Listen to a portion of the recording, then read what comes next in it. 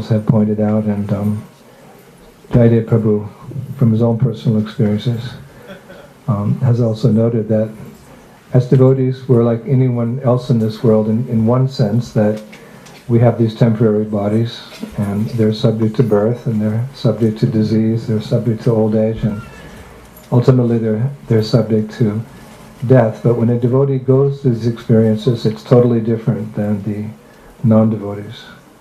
I've noted this especially in my few exchanges with Jayadeva Prabhu over the last few months.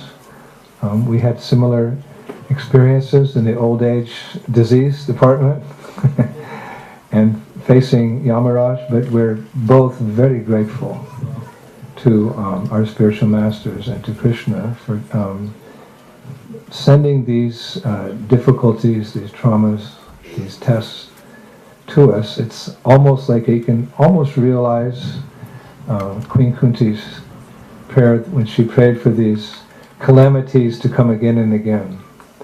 Why? Because they forced her to take shelter of the lotus feet of Krishna in all sincerity.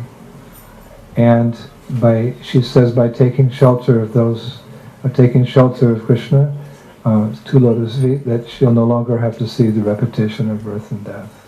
So whatever happens to a devotee is good. Krishna knows what we need to advance in Krishna consciousness. Sometimes the good times roll. Sometimes nothing's happening. Sometimes there's great tragedies and tests, but it's all to help us progress back home, back to Godhead. So nothing's to be lamented in that regard. I was telling Jayadeva Prabhu in our telephone conversation, it's as if we were saying the same thing to each other. It was remarkable that because of the difficulties that I've undergone, now I do realize much more the temporary nature of this world, how fragile life can be, and therefore I'm very careful to utilize my time properly. Every day for me is like gold, and I hope that my chanting has improved, my Shravanam Kirtanam, which is my way of taking shelter of the Lord, begging for His mercy. And I feel I've achieved a reprieve, if you could say.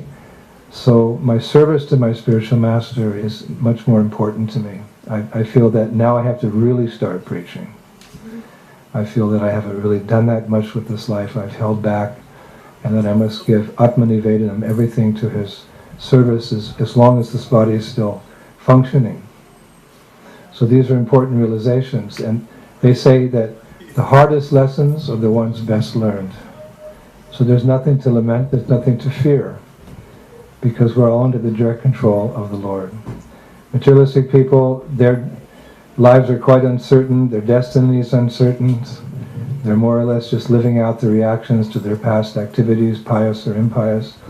But once you take initiation into this Gaudiya Vaishnava Sampradaya, we understand that even new devotees, to speak of intermediate or advanced devotees, their destiny is fully in the hands of the Lord.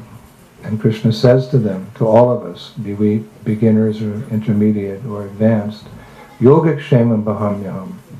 We must believe in the Lord's words because we are, first and foremost, Krishna devotees.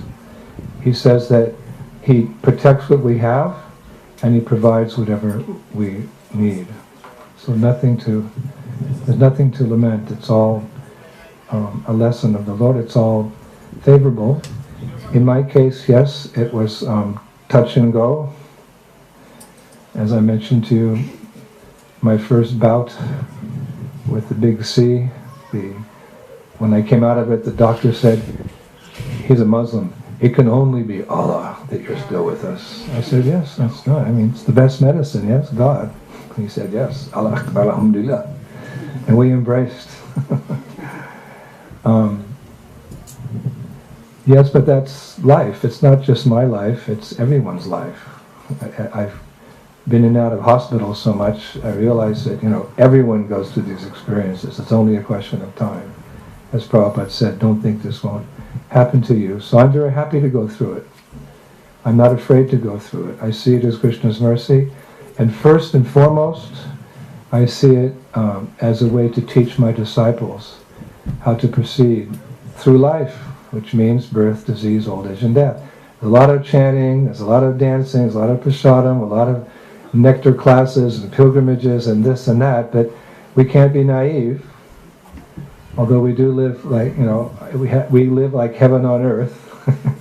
We still have these mortal frames, so we have to go through these things. So it can be very challenging. It can be very scary. Even devotees can be full of fear and uncertainty. So we need someone to teach us how to pass through these different phases of life. The good, the bad, and the ugly. And that's our guru, our spiritual master. So I take it that, Krishna's teaching you through me. I mean, I'm really nobody. I'm just an ordinary devotee, to be quite honest. But I do have this service to my spiritual master, Srila Prabhupada, to guide my disciples from A to Z, from ignorance to enlightenment, from darkness to light, from the material world back to the spiritual world. So we have to all go through these phases. So I'm doing my very best to teach you how to go through these things as well. When you grow older, I'm almost 70, so that's when the hard part starts. They say that 60s are the youth of old age. So it also happens to children, happens to teenagers. And then when you go through these experiences, you'll look back and how did Guru Maharaj do it? How did he teach us the final lesson? Of course, we're learning from the real teacher, the Acharya, Srila Prabhupada. He went back to Vrindavan and he left his body there, taught us so many different lessons. So the need is there, so don't be upset that your spiritual master is going. Think, let me learn from Guru Maharaj how to face these challenges with shraddha, with faith and without fear, knowing that we're totally under the protection of the Supreme Lord, so whatever happens to us, it's okay. It's His way of making us surrender. We heard about complacency and holding back. They have a saying, there's no atheists in the foxholes, in the war.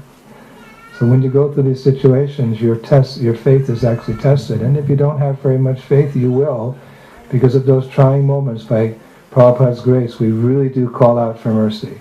Hare Krishna, Krishna Krishna, Hare Hare, Hare Rama, Rama Rama, Hare Hare. So don't worry. On a positive note, of course, again, everything is in Krishna's hands.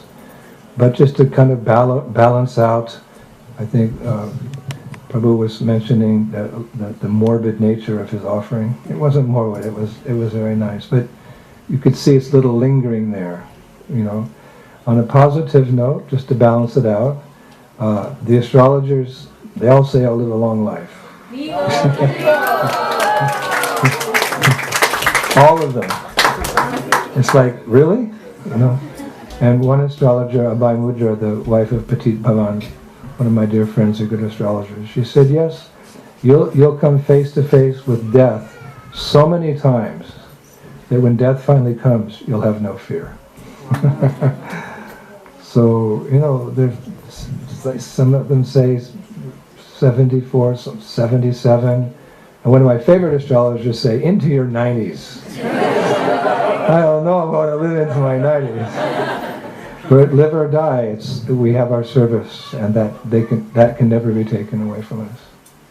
There's no loss or diminution on this path. So whatever happens, I'm much more focused. So if because I'm thinking, yes, I may go at any moment. So every moment is like gold for me. So I'm trying to be very serious in my bhajan and very serious in my seva, to set a good example for you. But if I'm thinking, if only I could have been like that when I was 19, when I joined this movement, how advanced I could be now in service to my spiritual master. So, yeah, don't worry.